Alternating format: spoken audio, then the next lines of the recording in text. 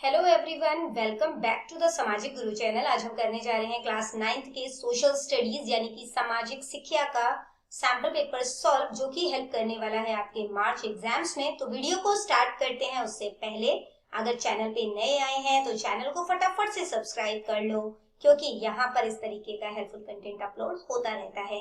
तो चलिए बिना देरी किए वीडियो स्टार्ट करते हैं।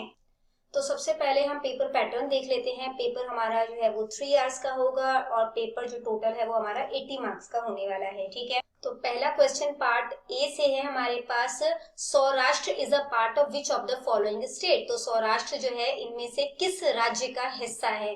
तो आंसर है गुजरात। ठीक है, गुजरात। देखो, जो सौराष्ट्र है ना वो गुजरात का एक प्रायद्वीपीय क्षेत्र है। और अगर हम इतिहास की बात करें तो ये एक अलग राज्य था, लेकिन आज के टाइम में ये एक प्रशासनिक रूप से गुजरात राज्य का हिस्सा है। ठीक है, यानी कि गुजरात जो गवर्नमेंट है वो इसको मतलब उनके कंट्रोल में है ये। ठीक है, अगला क्वेश्चन देखो, विच of the following is not tributary of the Ganga river. तो इनमें से कौन सी नदी जो है वो गंगा नदी की सहायक नदी नहीं है? ठीक है, तो आंसर क्या है? ब्यास। देखो, यमुना, गंडक, सोन नदियां जो है गंगा में जाकर मिलती है, जबकि जो ब्यास नदी है वो पंजाब की जो प्रमुख नदी है। ठीक है, और ये सिंधु नदी तंत्र का हिस्सा है, यानी कि इंडस रिवर का जो है वो पार्ट है। ठीक है, ब्यास रिवर। तो आंसर क्या हो जाएगा? ब्यास। अगला क्वेश्चन देखो, what is the currency of England. England की करेंसी क्या है? पाउंड। ठीक है, इंग्लैंड जो है यानी कि यूनाइटेड किंगडम की जो करेंसी है वो पाउंड होती है। डॉलर अमेरिका की करेंसी है, जो रुपया है वो भारत की करेंसी है, और येन जापान की करेंसी है। ठीक है, तो आंसर जो है वो हमारे पास क्या हो जाएगा? पाउंड। अगला क्वेश्चन देखो, जो कि है हमारे पास, what is the working age limit of the population in India. यानी कि भारत में जनसंख्या की जो कार्यशील आयु सीमा है, यानी कि कितने एज के लोग जो है वो काम कर सकते हैं, वो आपने बताना है। तो आंसर है 15 to 59 ईयर्स। ठीक है, भारतीय जनगणना और अर्थशास्त्र के अनुसार 15 से लेकर 59 ईयर्स तक के लोगों को जो है वो कार्यशील यानी कि वर्किंग एज माना जाता है, क्योंकि ये जो ग्रुप है, ठीक है, वो देश की अर्थव्यवस्था में योगदान देते हैं, उसमें मतलब कि पार्टिसिपेट करते हैं। ठीक है, तो पंजाबी मीडियम में भी आंसर साथ साथ ही करते रहते हैं। तो आंसर क्या हो जाएगा? 15 तो 59 साल तक। अगला क्वेश्चन देखो, which is the poorest state in India. Bharat का सबसे गरीब राज्य कौन सा है? आंसर है बिहार। ठीक है, तो नीति आयोग की जो रिपोर्ट है और जो प्रति व्यक्ति आय के जो आंकड़े हैं उनके अनुसार बिहार को भारत का सबसे गरीब राज्य जो है वो माना जाता है। ठीक है, तो आंसर जो है वो हमारे पास क्या हो जाएगा? बिहार। अगला क्वेश्चन देखो, क्वेश्चन नंबर हमारे पास नेक्स्ट है कि 6th है, the area between the Ghaggar and Yamuna river. तो घग्गर और यमुना रिवर के बीच में जो एरिया पड़ता है, ठीक है, तो उस क्षेत्र को जो है हम क्या कहते हैं? बांगर। अगला क्वेश्चन है, what was the total number of manjidars. तो मंजीदारों की कुल संख्या कितनी थी? आंसर है 22। ठीक है, इसके बाद बेटा अगला क्वेश्चन देखो, पंजाबी मीडियम में भी साथ साथ ही हम लोग करते रहते हैं। तो क्वेश्चन नंबर 6 और 7 जो है वो देख लेते हैं। तो जो क्वेश्चन नंबर 6 है उसका आंसर क्या है? बांगर, और क्वेश्चन नंबर 7 का आंसर है 22। ठीक है, इसके बाद अगला क्वेश्चन देखो, जो कि है हमारे पास क्वेश्चन नंबर 8 कि who led the Bolshevik during the Russian revolution. ठीक है, यानी कि रूसी क्रांति के दौरान बोल्शेविकों का नेतृत्व जो है वो किन्होंने किया था? तो आंसर है लेनिन। ठीक है, तो जो लेनिन है उन्होंने 1917 की जो रूसी क्रांति थी उसमें बोल्शेविक पार्टी का नेतृत्व किया था।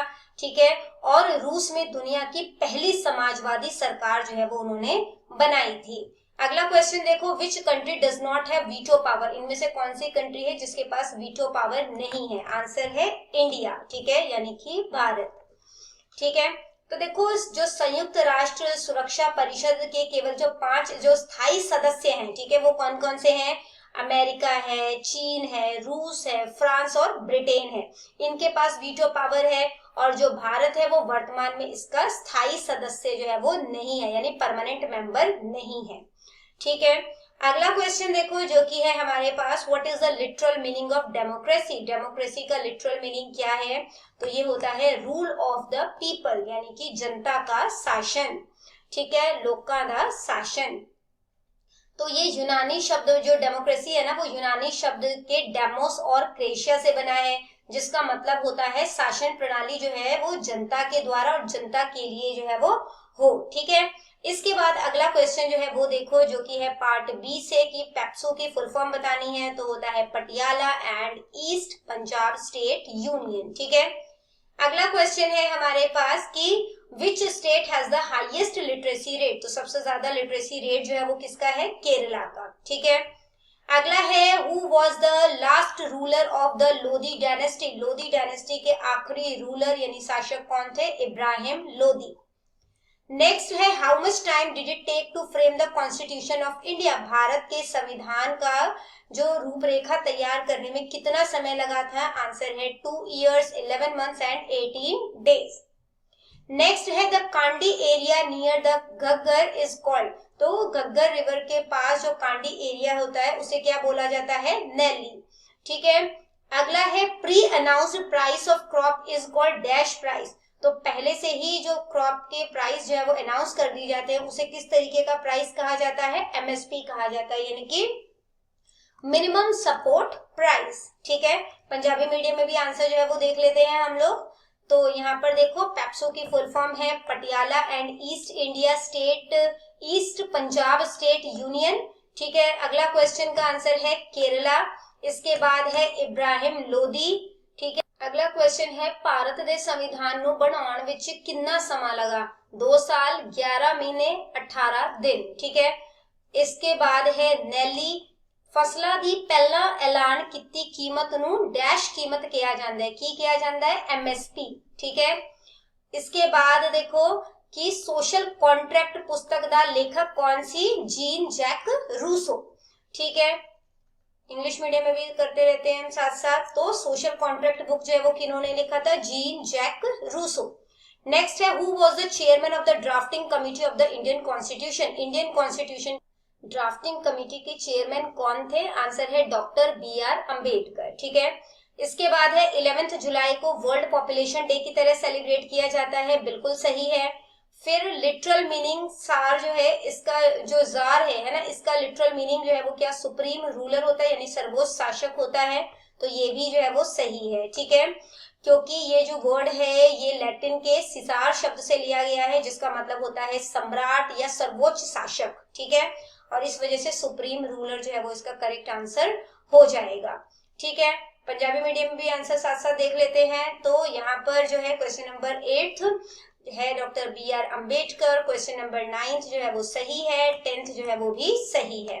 ठीक है, इसके बाद देखो बेटा पार्ट सी स्टार्ट हो जाता है, आंसर आपने 30 to 50 वर्ड्स में करना है। सबसे पहला क्वेश्चन जो आपको दिया गया है वो है कि 2 नॉन प्राइवेट यानी कि गवर्नमेंट यूनिवर्सिटीज बतानी है पंजाब के, और वो कहां पर उनकी स्थापना की गई है वो आपने बतानी है। ठीक है, तो यहाँ पर देखो आंसर पंजाब यूनिवर्सिटी। ठीक है, स्पेलिंग याद रखना। ठीक है, पंजाब यूनिवर्सिटी जो है वो चंडीगढ़ में है, पंजाबी यूनिवर्सिटी जो है वो पटियाला में है। ठीक है, अगला क्वेश्चन देखो जो कि है right any 3 benefits of Himalayan mountain, तो हिमालयन माउंटेन के 3 क्या क्या फायदे हैं हमारे देश को वो बताने हैं। तो monsoon winds strike against these Himalayan mountain and causes heavy rainfall in northern India, तो जो मॉनसून की हवाएं होती है वो इन पहाड़ों से टकराकर नॉर्थ इंडिया में भारी बारिश करती है। जो हिमालयन बॉर्डर है वो भारत को बचाती है, ठीक है, कि बाहर से जो आक्रमणकारी होते हैं उनसे देश को बचाती है। जो हिमालय के फॉरेस्ट है वो काफी सारे अलग अलग तरीके के पेड़ों के, श्रब्स के जो है वो स्टोर हाउस है, जिनका के इस्तेमाल आयुर्वेदिक मेडिसिन में किया जाता है। इसके अलावा पूरे मतलब tourist from all over the world visit the hill station, तो मतलब कि वर्ल्ड लेवल के जो टूरिस्ट हैं वो हिल स्टेशन जैसे कि डलहौजी, शिमला, नैनीताल, मनाली, मसूरी, दार्जिलिंग जो है वो घूमने के लिए आते हैं। ठीक है, पंजाबी मीडियम में भी आंसर जो है वो आपको साथ साथ दिया जा रहा है बच्चों। अगला क्वेश्चन देखो जो कि है बफर स्टॉक क्या होता है, तो बफर स्टॉक क्या होता है, तो बफर स्टॉक जो है वो अनाज का स्टॉक होता है, ज्यादातर इसमें जो है वो व्हीट एंड राइस होते हैं, जो कि गवर्नमेंट जो है मतलब कि देखो government through food corporation of India, तो एफसीआई के थ्रू जो है वो मतलब कि गवर्नमेंट जो है वो अपने अंडर ले लेती है, ठीक है। Buffer stock is created by the government to distribute food grains in the deficit area, तो जहाँ पे अनाज की कमी हो जाती है तो गवर्नमेंट ये जो बफर स्टॉक है उनका जो है डिस्ट्रीब्यूशन यानी कि बंटवारा जो है वो उन एरियाज में कर देती है, ठीक है। और ये जो है वो मार्केट प्राइस से लोअर प्राइस में किया जाता है ताकि गरीब से गरीब लोगों को अनाज मिल सके। Buffer stock helps to resolve the problem of shortage of food during adverse weather condition, तो अगर बहुत ज्यादा सूखा पड़ जाए या बहुत ज्यादा बारिश की वजह से फसलें खराब हो जाए तो खाने की कमी हो जाती है ना, उस टाइम पर भी बफर स्टॉक का जो है वो इस्तेमाल किया जाता है ताकि कैलामिटी जो है उस टाइम पीरियड को जो है वो मतलब कि मैनेज किया जा सके, ठीक है। अगला क्वेश्चन देखो, क्वेश्चन नंबर 4 जो कि है हमारे पास, इकोनॉमिक और नॉन इकोनॉमिक एक्टिविटीज में आपने अंतर बताना है, ठीक है। तो जो इकोनॉमिक एक्टिविटीज होती है इसमें every human being does some activities to satisfy his unlimited want, तो हर पर्सन जो है वो अपने अनलिमिटेड वांट्स को पूरा करने के लिए जो है कोई ना कोई काम करता है, ठीक है। उनके पास जो लिमिटेड साधन है उनका इस्तेमाल करके अपनी जो मतलब कि असीमित इच्छाएं हैं उनकी पूर्ति के लिए जो है वो काम करता है, और इनको इकोनॉमिक एक्टिविटीज कहते हैं। जैसे एक टीचर स्कूल में पढ़ाती है, एक डॉक्टर जो है वो पेशेंट का इलाज करते हैं। इकोनॉमिक एक्टिविटीज जो है वो मतलब कि किस चीज से कंसर्न होते हैं, कंजम्पशन यानी उपभोग से, प्रोडक्शन से, इसके अलावा exchange and distribution of wealth से। जबकि नॉन इकोनॉमिक एक्टिविटी में प्रॉफिट नहीं होता, ठीक है, और यहाँ पर मतलब कि पैसे कमाने का कोई स्कोप नहीं होता, जैसे कि देशभक्ति, ठीक है, या फैमिली की भलाई के लिए काम करना, सोशल सर्विसेज करना, हेल्थ, एंटरटेनमेंट, ये सारे। अगर एक टीचर अपने बच्चे को पढ़ा रही है तो उसको कोई फायदा थोड़ी हो रहा है पैसे का, है ना, तो वो किस तरीके की एक्टिविटी हो जाएगी, non economic activities.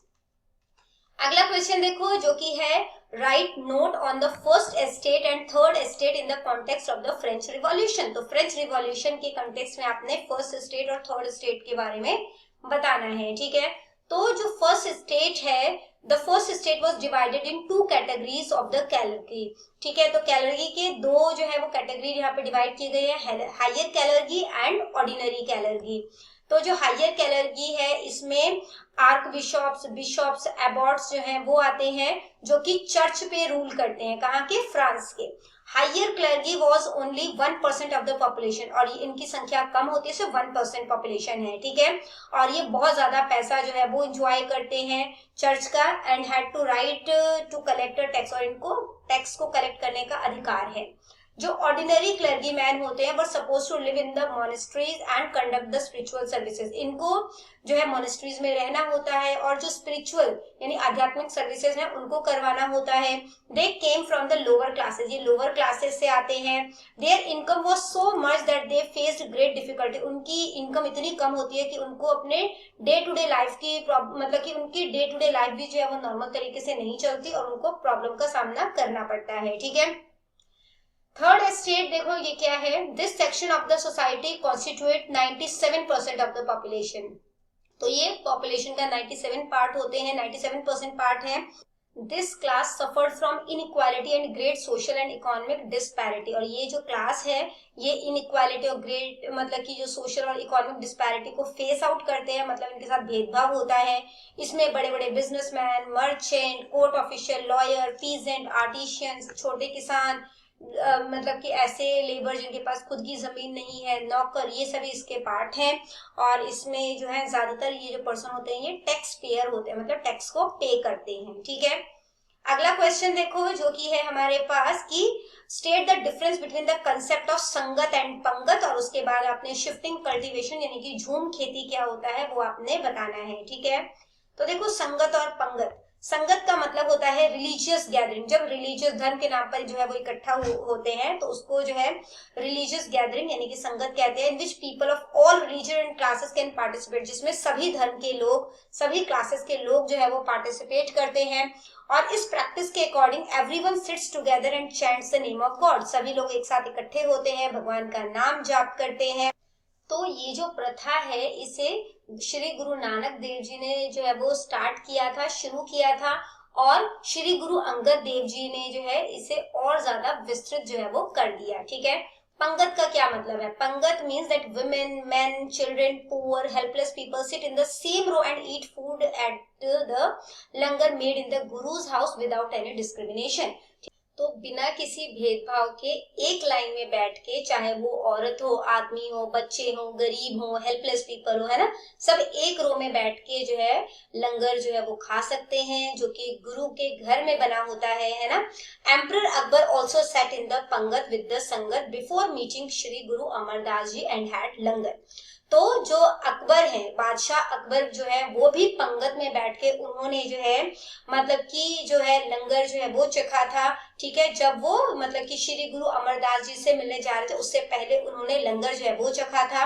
This practice was started by Guru Nanak Dev ji. ये जो प्रथा है ये श्री गुरु नानक देव जी ने स्टार्ट की थी and other Guru Sahib gave it a detailed form.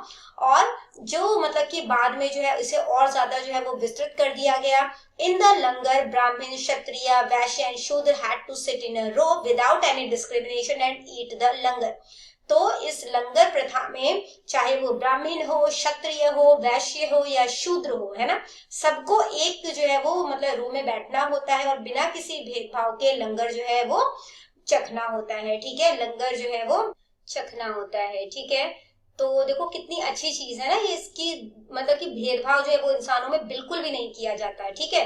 अब देखो अगला क्वेश्चन जो है वो हम लोग देखते हैं, जो कि है हमारे पास क्वेश्चन नंबर 8 की briefly describe any 3 obstacles that come in the way of democracy. तो डेमोक्रेसी के रास्ते में आने वाली जो 3 बाधाएं हैं वो कौन कौन सी हैं वो आपने बतानी है, ठीक है। तो देखो कौन कौन सी बाधाएं हैं। तो उससे पहले हमारे पास शिफ्टिंग कल्टीवेशन या झूम खेती से रिलेटेड क्वेश्चन था, तो उसका भी आंसर देख लेते हैं।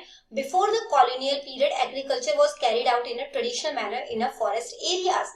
तो कॉलोनियल पीरियड में एग्रीकल्चर मतलब कि कॉलोनियल पीरियड जब हमारा देश गुलाम था उस टाइम पे ट्रेडिशनल मैनर जो है मतलब कि यूज किया जाता था फॉरेस्ट एरिया में एग्रीकल्चर के लिए, ठीक है, जिसको कि शिफ्टिंग कल्टीवेशन या झूम खेती कहा जाता है। इस सिस्टम में क्या किया जाता है, जंगल का एक पार्ट जो है उसे काटा जाता है, पेड़ पौधे जला दिए जाते हैं। After the monsoon seeds are sown, फिर मानसून के बाद बीज को बोया जाता है, फिर जो फसल है उसकी कटाई अक्टूबर या नवंबर में कर दी जाती है। This particular portion of the forest was used for cultivation for 2 और 3 इयर्स। तो ये जो जंगल जो इन्होंने सफाया किया है उसको वो 2 से 3 साल तक जो है वो यूज करते हैं।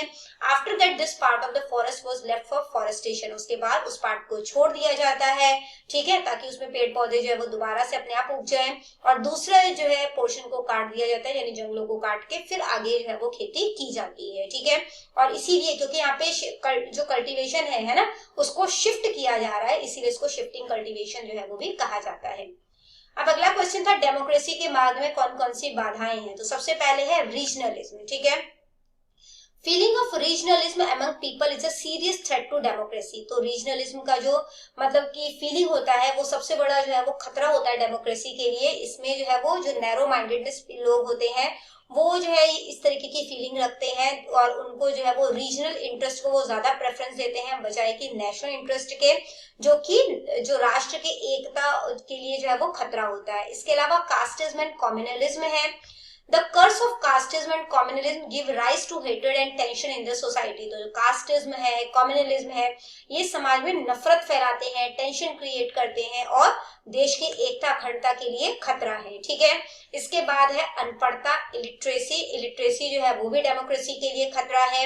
जो एक इलिटरेट यानी अनपढ़ व्यक्ति होता है उसको इकोनॉमिक, सोशल और पॉलिटिकल प्रॉब्लम के बारे में नहीं पता कंट्री के, है ना, और वो इजीली शिकार बन जाता है। उसको थोड़ा सा भी ब्राइब किया जाता है, उसको पता नहीं क्या सही है क्या गलत है और वो बहकावे में आकर वोट जो है वो डाल देते हैं। फिर है पोवर्टी, गरीबी जो है वो भी एक बहुत बड़ी बाधा है, क्योंकि जो बहुत बार क्या होता है कि जो गरीब आदमी होते हैं उसको वोट देने का अधिकार प्रॉपर्ली नहीं मिलता है ना, वो अपने व्यूज को फ्रीली एक्सप्रेस नहीं कर पाता। The rich become successful to buy the vote of the poor. जो अमीर आदमी होते हैं वो गरीब आदमियों के वोट को खरीद लेते हैं। इसके अलावा है इलनेस, ठीक है, ये एक सीरियस प्रॉब्लम है डेमोक्रेसी के वे में। People suffering from chronic disease like interest in public work. अब लोग जो है मतलब कि जो क्रॉनिक डिजीज में जो है वो सफर कर रहे हैं उनमें जो है पब्लिक वर्क को लेकर जो है वो इंटरेस्ट जो है वो नहीं होता, उनमें कमी पाई जाती है। ये देखा गया है कि उनमें इस तरीके के इंटरेस्ट जो है वो नहीं होते, ठीक है।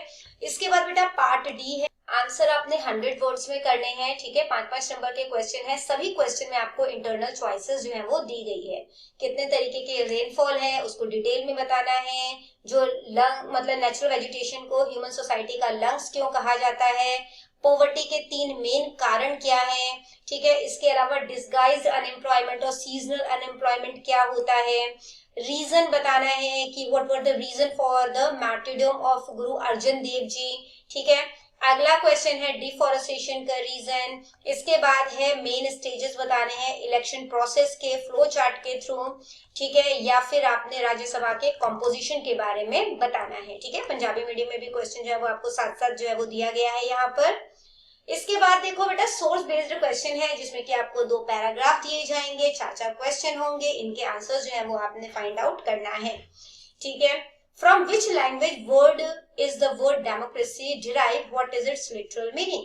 तो डेमोक्रेसी जो है वो कौन से वर्ड से लिया गया है। तो the word democracy is derived from 2 Greek words demos and cratia, ठीक है। और इसका लिटरल मीनिंग क्या है, तो यहाँ तक लिख लोगे demos means people and cratia means rule, thus the literal meaning of democracy is rule of the people. यहाँ तक लिख लेना, ठीक है। ये हो जाएगा आपके पास आंसर नंबर 1। अगला है on which principles is democracy based. तो कौन से प्रिंसिपल पे डेमोक्रेसी जो है वो बेस्ड है। तो आंसर हो जाएगा democracy is based on the principle of liberty, equality, fraternity, rule of law, responsible government, private elections, rule of majority, right of citizen and an independent and impartial judiciary, ठीक है। इसके बाद है in a democratic government with whom does the sovereignty lie।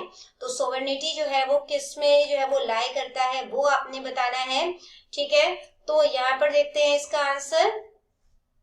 तो देखो यहाँ पे लिखा है sovereignty lie with the people, ठीक है। ये हो गया आंसर नंबर 3। अगला है हाउ आर द इविल्स और problems in a democratic government solve. तो किस तरीके से प्रॉब्लम को सॉर्ट आउट किया जाता है तो वो बताना है। तो यहाँ पे देखो in a democracy problems evils are solve through full and active participation at the level of information and continuous awareness. Answer number 4 हो गया, ठीक है।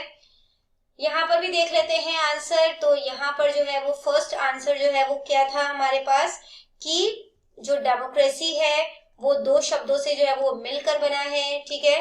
डेमोक्रेसी का शाब्दिक अर्थ लोक का शासन है, ठीक है। यहाँ तक हो गया आंसर नंबर 1। ते अगला क्वेश्चन है लोकतंत्र किन्ना सिद्धांत उत्ते स्थापित है, ठीक है। तो लोकतंत्र जो है यहाँ से लेकर आप लोग पूरा यहाँ तक कर लेना, ठीक है। ये हो गया आपके पास आंसर नंबर 2। अगला क्वेश्चन है लोकतंत्री सरकार विच प्रभुसत्ता किन्ना कोल हुंदी है, ठीक है। तो देखो जनता कोल हुंदी है, ठीक है। तो यहाँ से यहाँ तक आंसर लिख लेना। आंसर नंबर 3 हो गया। इसके बाद आंसर नंबर 4 जो है वो यहाँ से यहाँ तक है, ठीक है। पंजाबी मीडियम में हमने सॉल्व कर लिया। अब अगला क्वेश्चन देखो जो कि है हमारे पास इंग्लिश मीडियम में paragraph number 2। What minimum consumption criterion was set by the expert committee appointed by Planning Commission in 1962 to determine the poverty line, ठीक है। तो इसका आंसर जो है वो क्या हो जाएगा यहाँ पर देखते हैं इसका answer. According to this, those individual were considered below the poverty line whose monthly consumption was less than 20 rupees, ठीक है। तो यहाँ तक हो जाएगा आंसर नंबर 1, ठीक है। ये भी लिख लेना चाहिए, यहाँ तक कर लेना आंसर नंबर 1। अगला क्वेश्चन है 1976 टू 77 में which people were considered to be below the poverty line. तो पॉवर्टी लाइन से बिलो जो है वो किनको माना गया 1976 से 77 में। तो यहाँ तक, ठीक है। In 1976 to 77, due to the increase in the cost of living, those people were considered below the poverty line whose income was less than 62 rupees in rural areas और शहरी एरिया में 71 रुपीज से जिनकी इनकम कम थी, ठीक है। Answer number 2 हो गया। अगला क्वेश्चन है in which year was the highest population below the poverty line in rural areas. तो कौन से जो है देखो in which year was the highest population, तो सबसे ज्यादा पॉपुलेशन पॉवर्टी लाइन से बिलो जो है वो कब थी, कौन से ईयर में थी रूरल एरियाज में। तो और वो कितनी थी वो आपने बताना है, ठीक है। तो यहाँ पर देखो the rural population of such people was 26 crore and urban population, इन्होंने सिर्फ रूरल का पूछा है तो वो 26 करोड़ हो जाएगा, ठीक है। तो आंसर जो है वो क्या हो जाएगा 26 करोड़, ठीक है। अगला क्वेश्चन देखो, ये हमारे पास आंसर नंबर 3 हो गया। इसके बाद है right a suitable title for the above passage. तो इस पैसेज के लिए जो सुटेबल टाइटल है वो हो सकता है कि evolution and criteria of the poverty line of the poverty line in India. ठीक है, इसके बाद देखो यहाँ पर 1962 में है ना जो क्वेश्चन है वो पूछा गया है, तो क्या हो जाएगा यहाँ 20 रुपए तो कट। ठीक है, ये आंसर नंबर 1 हो जाएगा हमारे पास। फिर यहाँ पे अगला क्वेश्चन जो है वो देखो, तो यहाँ पे इसका आंसर हो जाएगा 62 रुपए अति शहरी इलाके विच 71 रुपीज। ठीक है, महीने तो कट सी। ठीक है, ये हो जाएगा आंसर नंबर 2। अगला क्वेश्चन जो है वो देखो, जो कि है हमारे पास 26 करोड़। ठीक है, तो ये हो जाएगा आपके पास आंसर नंबर 3। अगला क्वेश्चन देखो, जो कि है मैप पॉइंटिंग का। ठीक है, जिसमें कि आपने 4 प्लेसेस जो है वो इंडिया के मैप पे शो करना है और 4 प्लेसेस ही आपने मॉडर्न पंजाब के मैप पे शो करना है। ठीक है, तो मैप पॉइंटिंग जो है वो स्टार्ट करते हैं। सबसे पहला है the state with highest population. तो हाईएस्ट पॉपुलेशन जो है वो कहाँ की है, उत्तर प्रदेश की। ठीक है, तो ये नेपाल है, नेपाल से नीचे उत्तर प्रदेश है, ये हो जाएगा हमारे पास नंबर 1। उसके बाद जो है हमसे पूछा गया है कंचनजंगा। ठीक है, तो कंचनजंगा जो है वो कहाँ पे है, तो वो इधर है। ठीक है, यहाँ पे जो है वो नंबर 2 डाल दोगे। इसके बाद बे ऑफ बंगाल, तो ये हो जाएगा हमारे पास नंबर 3। इसके बाद है रीजन विद डेजर्ट और एरिड सॉइल। ठीक है, तो डेजर्ट वेजिटेशन यहाँ पर पाई जाती है, तो यही रीजन है, तो ये हो जाएगा नंबर 4। इसके बाद है छोटा नागपुर प्लेट्यू, ये है झारखंड में। ठीक है, तो यहाँ पे जो है वो बिहार हो जाएगा और बिहार से नीचे झारखंड, तो यहाँ पे हम लोग नंबर 5 कर देते हैं। उसके बाद है places with the highest rainfall, तो सबसे ज्यादा बारिश जो है वो असम और मेघालय में होती है। ठीक है, तो यहाँ पे असम है और यहाँ पर मेघालय है, हम मेघालय को कर रहे हैं। ठीक है, असम पे भी कर सकते हो, तो ये हो जाएगा हमारे पास नंबर 6। इसके बाद देखो बेटा, पंजाब के मैप में जो है वो आपने रोपड़ जो है वो फिल करना है। ठीक है, तो रोपड़ जो है वो कहाँ पर देखने को मिलेगा आपको, तो यहाँ ये जो है इस लाइन से याद रखना, तो यहाँ पर जो है ये जो मार्क किया गया है यहाँ पर, ये जो है वो क्या है, रोपड़। इसके बाद है शिवालिक रेंज। तो शिवालिक रेंज जो है वो यहाँ से स्टार्ट होते हुए, ठीक है, यानी कि जो है ये होशियारपुर शिवालिक है। ठीक है, ये पूरा ही इस तरीके से जाता है और उसके बाद यहाँ से जाते हुए फिर ये रोपड़ शिवालिक बन जाता है। ठीक है, और इस तरीके से ये जाता है, तो ये जो है वो हमारे पास क्या है, शिवालिक रेंज नंबर 2 हो गया। इसके बाद है district of Punjab sharing an international border. तो इंटरनेशनल बॉर्डर कौन कौन सा शेयर करता है, तो ये है हमारे पास पठानकोट। ठीक है, कोई एक जगह बताना है, पर मैं फिर भी आपको सारी बता रही हूँ। इसके बाद है गुरदासपुर। ठीक है, गुरदासपुर से नीचे पड़ जाता है अमृतसर। अमृतसर के बाद तरन तारन। ठीक है, फिर है फिरोजपुर और यहाँ पे है फाजिलका। ठीक है, फाजिलका। अब देखो मालवा, मालवा जो है वो एरिया कहाँ पर है, तो ये जो एरिया है हमारे पास, ठीक है, यहाँ पे जो है वो रावी रिवर जो है वो फ्लो होती है, यहाँ से जो है वो ब्यास रिवर फ्लो होती है। ठीक है, तो ये एरिया जो है ये माझा होता है, ये जो है वो एरिया द्वाबा है और नीचे का जो एरिया है ये मालवा रीजन है। ठीक है, तो जो मालवा रीजन होता है ये जो है बेसिकली जो मालवा प्लेट्यू है, इस पे कॉटन, मस्टर्ड और वीट बहुत ज्यादा उगाया जाता है। ठीक है, इसके बाद जो है हमसे पूछा गया है रावी रिवर। तो रावी रिवर जो है वो यहाँ पर फ्लो करती है। ठीक है, इस तरीके से होते हुए जाती है, तो ये हो जाएगा हमारे पास नंबर 5। इसके बाद है district with the highest literacy rate. तो सबसे ज्यादा लिटरेसी रेट जो है वो होशियारपुर एरिया में है। ठीक है, तो होशियारपुर जो है वो आपको कहाँ पर देखने को मिलेगा, तो ये एरिया जो है वो होशियारपुर है। ठीक है, नाम से याद रखोगे, यहाँ पे लोग होशियार हैं, पढ़े लिखे होंगे तभी होशियार होंगे। ठीक है, तो होशियारपुर एरिया में जो है सबसे ज्यादा लिटरेसी रेट है। उसके बाद बोला गया है newest district formed in Punjab, Punjab में जो न्यू डिस्ट्रिक्ट बना है वो कौन सा है, मलेरकोटला, जो कि 23rd डिस्ट्रिक्ट है पंजाब का और ये 2021 में बनाया गया था। ठीक है, तो मलेरकोटला जो है वो कहाँ पर है, तो मलेरकोटला देखो यहाँ पे जो है वो संगरूर है हमारे पास। ठीक है, संगरूर से ऊपर यहाँ पर जो है वो हमारे पास जो है वो क्या, यहाँ पे मलेरकोटला है। ठीक है, तो यहाँ पे हम लोग नंबर 7 कर देते हैं। तो यहाँ पर जो है वो आपने आंसर, जैसे यहाँ पे 7 लिखा है ना मैंने, तो यहाँ पे आंसर जो है वो भी लिख लेना, ताकि जो है वो पता रहे कि आपको सच में पता है कि कौन सा जो है मतलब कि न्यूली क्रिएटेड डिस्ट्रिक्ट है। आंसर क्या है, मलेरकोटला। ठीक है, मलेरकोटला। यहाँ पर भी डिस्ट्रिक्ट, यहाँ पर देखो district with the highest literacy rate जो है वो कौन सा है, तो ये है होशियारपुर, होशियारपुर। ठीक है, तो बच्चों करते हैं इस वीडियो को यहीं पे खत्म। आई होप सारे ही क्वेश्चंस आपको बहुत अच्छे तरीके से क्लियर हो गए होंगे। अगर वीडियो पसंद आई तो लाइक जरूर करिए। मिलते हैं अगले वीडियो में, तब तक के लिए all the best for your exams and bye bye.